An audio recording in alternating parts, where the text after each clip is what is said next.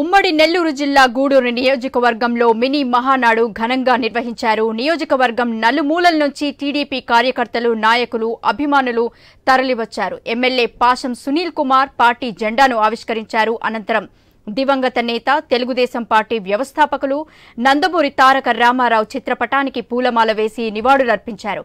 కూటమి హయాంలో గూడూరు నియోజకవర్గం అభివృద్ధి పథంలో నడుస్తుందని ఎమ్మెల్యే సునీల్ కుమార్ అన్నారు. కూటమి అధికారంలోకి వచ్చిన తర్వాత నియోజకవర్గంలో చేపట్టిన అభివృద్ధి కార్యక్రమాలను ప్రజలకు వివరించారు. కడపలో ఈ నెల 28, 29న జరిగే మహానాడు కార్యక్రమంలో గూడూరు నియోజకవర్గంలోని సమస్యలను 10 తీర్మానాలుగా విభజించి ముఖ్యమంత్రికి వివరిస్తామన్నారు. కడపలో జరగబోయే మహానాడు కార్యక్రమానికి నియోజకవర్గం నుంచి భారీ సంఖ్యలో ప్రజలు హాజరు కావాలని పిలుపునిచ్చారు.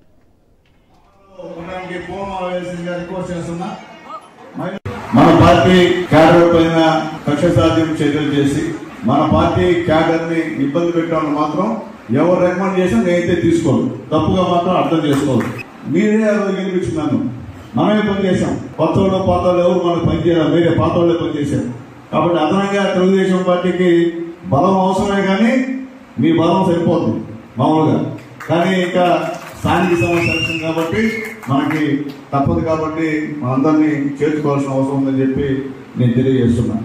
దుర్గాజపట్నంలో మీ అందరికీ తెలుసు, ఇటీవల చంద్రబాబు నాయుడు గారు 3,500 కోట్లు మీ వాకాడు మండలానికి పర్యటించిన విషయం కూడా ఒకసారి మీ అందరికీ నేను తెలియజేస్తున్నా.